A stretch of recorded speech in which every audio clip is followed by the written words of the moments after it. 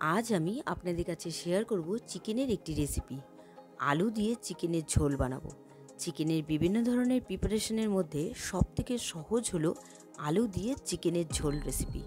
চলুন দেখে নেওয়া যাক আমি কিভাবে বানাচ্ছি।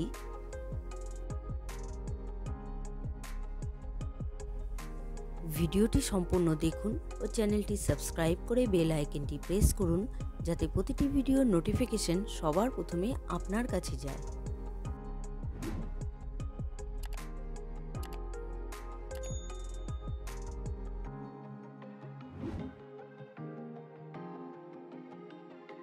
তাহলে আর দেরি না করে রান্নাটা শুরু করা যাক।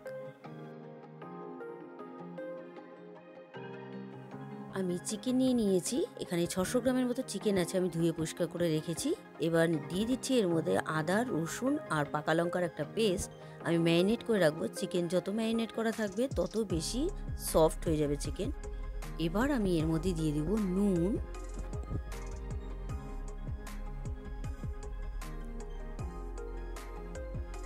হলুদ গুঁড়ো, লাল লঙ্কার গুঁড়ো। আমি দিয়ে দিচ্ছি এখানে সাদা তেল। ভালো করে মেখে আমি 30 মিনিটের জন্য ম্যারিনেট করে রাখবো। মেখে নেওয়া হয়ে গেছে, আমি 30 মিনিটের জন্য ম্যারিনেট করে রেখে দিচ্ছি। আমি রেফ্রিজারেটরে রেখে দিয়েছিলাম 30 মিনিট। এবার কড়াই বসিয়ে দিলাম, কড়াইতে দিয়ে দিলাম তেল। রেফ্রিজারেটর থেকে বের করে নেওয়া হয়ে গেছে, আমার 30 মিনিট হয়ে গেছে। এদিকে তেলটা গরম হয়ে গেছে, আমি দিয়ে দিচ্ছি তেজপাতা, শুকনো লঙ্কা। একটু নাড়াচাড়া করে আমি দিয়ে দেবো গোটা গরম মশলা।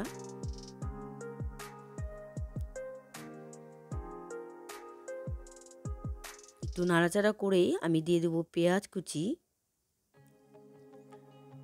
আমি এখানে পেঁয়াজ কুচি দিয়ে দিচ্ছি। 3টে বড় সাইজের এখানে পেঁয়াজ আছে।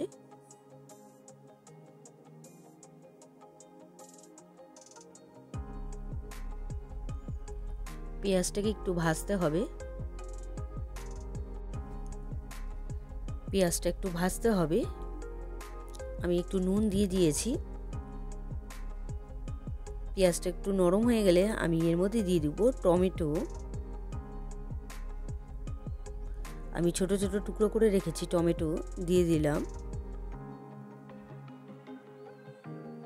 টমেটোটাও একটু গলে যাবে। তারপর ম্যারিনেট করা চিকেনটা আমি দিয়ে দেবো। পেঁয়াজটাও নরম হয়ে গেছে আর টমেটোটাও নরম হয়ে গেছে। এবার দিয়ে দিচ্ছি চিকেন।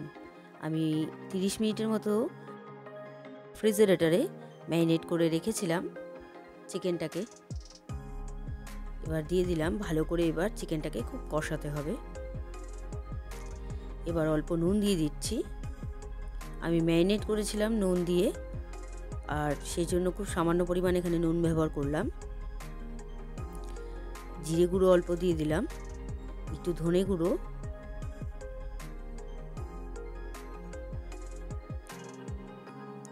চিকেনটা একটু কষুক, আমি ঢেকে দিব। ঢেকে দেওয়া হলো। 2-3 মিনিট পর ঢাকনা খুলে দেখুন তেল ছাড়তে শুরু করে দিয়েছে।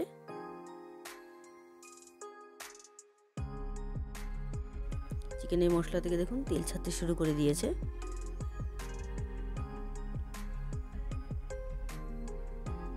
আবারও একটু নাড়াচাড়া করে আমি ভেজে রেখেছিলাম আলু, সেই আলুগুলো দিয়ে দেব। আলু দিয়ে আবারও একটু নাড়াচাড়া করে কষাতে হবে।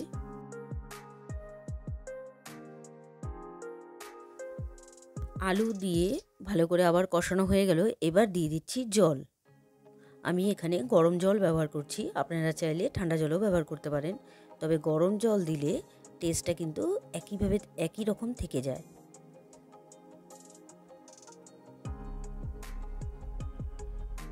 ভালো করে একটু নেড়ে মিশিয়ে দিচ্ছি। আমি যেহেতু চিকেনের ঝোল বানাবো সেজন্য আরও একটু জল ব্যবহার করছি, ঝোলটা তো বেশি রাখতে হবে। এবার ঢাকা দিয়ে দিব।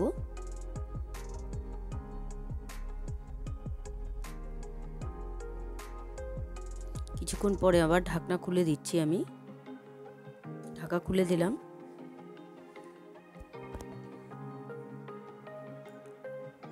গ্রেভি আমি খুব বেশি শুকাবো না, যেহেতু এটা চিকেনের ঝোল।